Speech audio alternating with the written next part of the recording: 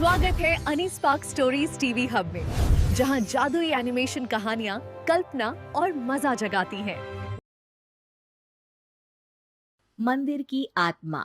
गांव बापस्ती की पहाड़ी पर एक मंदिर था जो कई वजहों से प्रसिद्ध था। बापस्ती के परिवारों में आपसी सौहार्द बना हुआ था। इसकी वजह उस मंदिर को ही बताया जाता है। अरे ओ विमला, ये इस मंदिर की कहानी क्या है रे? अरे ये मंदिर इस गांव के लिए बहुत ही शुभ है। अरे शुभ तो है, तो फिर भी लोग इस मंदिर से दूर क्यों रहते हैं? ये इतना वीरान क्यों रहता है? अरे बड़े बुजुर्ग कहते हैं कि मंदिर में आत्माओं का राज है, जो लोगों की मदद करते हैं लेकिन मंदिर से सभी को दूर भी रखते हैं। अरे ये कैसी आत्माएं हैं जो लोगों की मदद भी करते हैं और लोगों को मंदिर से दूर भी रखते हैं? अरे यही चलता आया है यहाँ पर, इसीलिए कोई कुछ बोलता नहीं, क्योंकि जिसके घर में कोई भी परेशानी होती है तो बताते हैं कि इस मंदिर से उन्हें मदद मिलती है। अरे वाह, ये तो अच्छी बात है। तभी इस गांव में इतनी खुशहाली दिखती है। तभी बाहर किसी की चीखने चिल्लाने की आवाज आती है। दोनों बाहर निकलती हैं तो देखती हैं कि गांव के एक बुजुर्ग रो रहे हैं, क्योंकि शहर से उन्हें कोई बुरी खबर मिली है। अरे क्या हुआ चच्चा, रो क्यों रहे हो आप?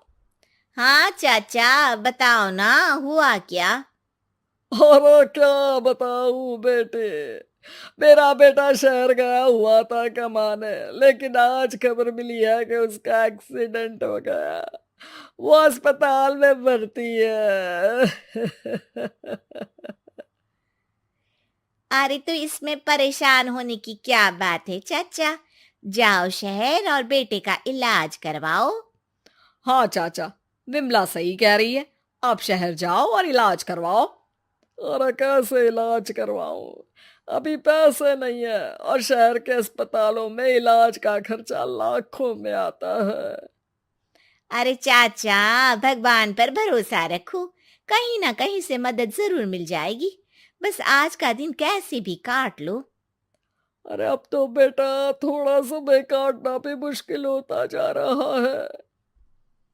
देख कमला, तू ही समझा चाचा को। अरे पैसों का कहीं ना कहीं से इंतजाम तो जरूर हो जाएगा। अरे चच्चा, जब विमला कह रही है तो थोड़ा उस पर भी भरोसा रखो। चलो आपको घर छोड़कर आ जाती हूँ।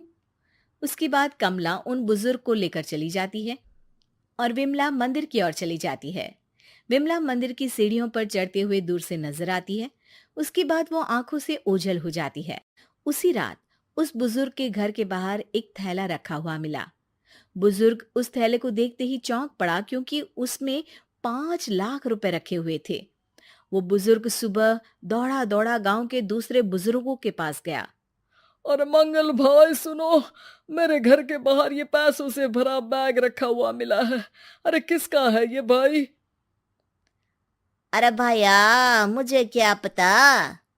तभी उधर से कमला और विमला निकलती हैं। अरे बेटा सुन तो, देख ये क्या रखा हुआ था मेरे घर के सामने। कमला और विमला हैरानी से देखती हैं। अरे वाह, देख विमला, तूने कहा था ना कोई मदद जरूर करेगा। अरे भगवान सबकी मदद करते हैं, ये पैसों की मदद भी भगवान ने ही भेजी है। और क्या। अब चच्चा सोच क्या रहे हो, शहर जाओ और बेटे का इलाज करवाओ। ठीक है बेटियों, जो तुम कहो।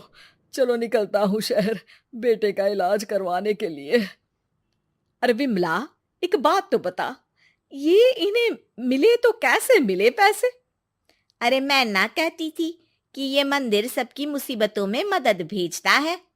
अरे वाकई बड़ी पुण्य आत्मा है मंदिर में। सो तो है, लेकिन उनके बारे में लोगों को कम ही पता है। अच्छा, और तुम्हें क्या पता है? अ, जितना पता था वो तो बता दिया। ना रे ना, मैं नहीं मानती। तू कुछ तो छिपा रही है। अरे कुछ ना छिपा रही, जो पता था वो बता दिया। मंदिर से लोगों को मदद मिलती है, बस इतना ही पता है। ठीक है बाबा, अब नहीं पूछूंगी। इसके बाद उसी रात कमला चुपचाप अपने कमरे से निकलती है और मंदिर की ओर चल पड़ती है।